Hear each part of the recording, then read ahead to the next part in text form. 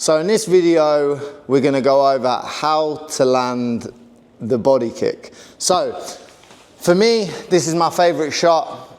So I know how, I've been doing it for years of how to just get this shot off and land it correctly. Remember, with a body kick, it is the most important shot, I would say, right? Because it's the highest scoring point in Muay Thai. And a lot of times you're gonna go to the points. You're not gonna win by KO.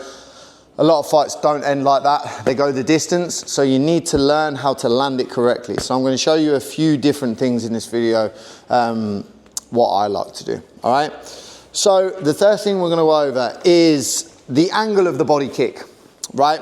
A lot of the times what I'll see is Muay Thai fighters, we tend to stand with our elbows a little bit wide like this. This is more like boxing K1 style, because it's how they block, but for us it's here because we're always lifting the leg up to block and we don't want to be lifting the leg outside, right? So the angle of the arms is important.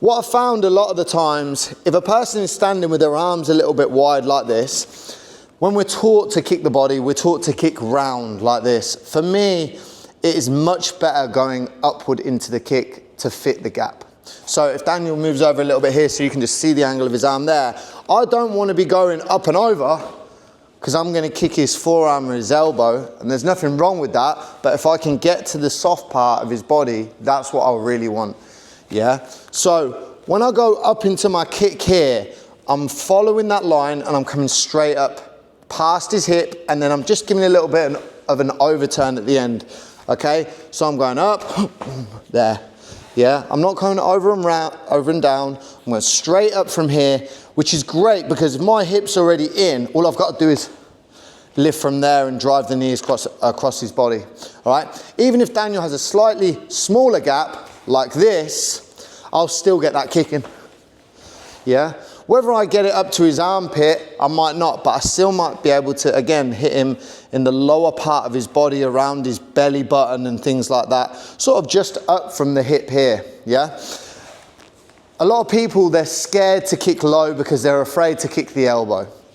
Now, when you're doing this, you've got to land that body kick anyway, so you might as well go for the meat. Yeah, if you kick someone's elbow in a fight or in training, it is 100% gonna happen to you. Yeah, you just need to get used to throwing the shot and getting the timing. Because once you get the timing, even if he brings his elbow in, I'm too fast on the kick. Do you understand? Because the line is so good. Yeah, so that's the first one. So if his arms are out a little bit like this, boom, he's there, or straight away, boom. Yeah, and again, follow that line, boom. Yeah, now if his arms are in, I'm obviously going to curl it round, right? So again, we're going off the body kick. So I'm going to sort of lift the leg more outwards, and then I'm going to whip downwards and come across his arm here. I don't really want to be coming here and then going on the side of his elbow, yeah? So even if I can deaden the arm or something like this, it might take his punching away a bit later on in the fight, yeah? If I can hurt his arm a little bit more.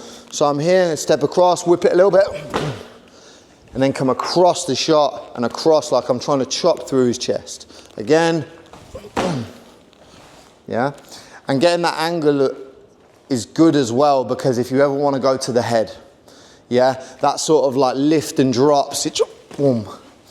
It's going to be really good for your weight to transfer, and if you decide to go up instead of kicking the body.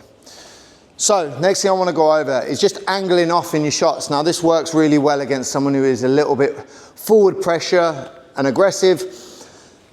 If you watch one of my old videos about the angling and footwork and things like that, you'll already know what to do, right? So when I'm stepping here, I'm just going to cut an angle. So he's going to walk in, I cut the angle and step.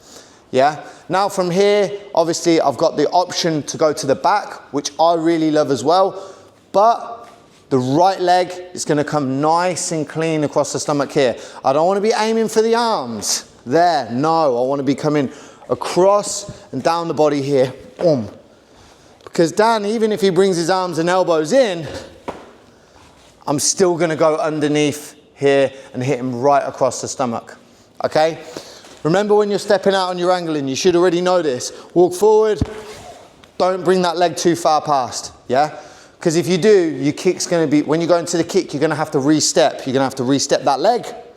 Then you're gonna have to go. Again, like I mentioned in other videos, time to target. We wanna make it as quick as possible to get the shot off so he can't defend in any manner, yeah? So that works from the left side and the right side, obviously. Obviously, when I go to the right, I will go into a southpaw position, so my leg is in place, and then I will go to my kick. So Dan walks in, I step, here, good position, and then kick from there, all right? So another option that you have, which I don't see a lot of people using with the body kick, is like a close kick. Now, I really like this, especially if I'm here in a position where I might even be punching, I might be pushing the hands, we might be going elbow for elbow, you don't know. But this position, a lot of people, you can't kick from. For me, it's a great position to kick from because he has no time to defend it because I'm so close, okay? But with this, what I don't want to do when I'm kicking the body from here, I don't want to step, okay? Because I'm already extremely close. What I want to do as I kick is I bring my left foot back. Then from there, I release and come up again, yeah? So again, we're in a position where we're like here.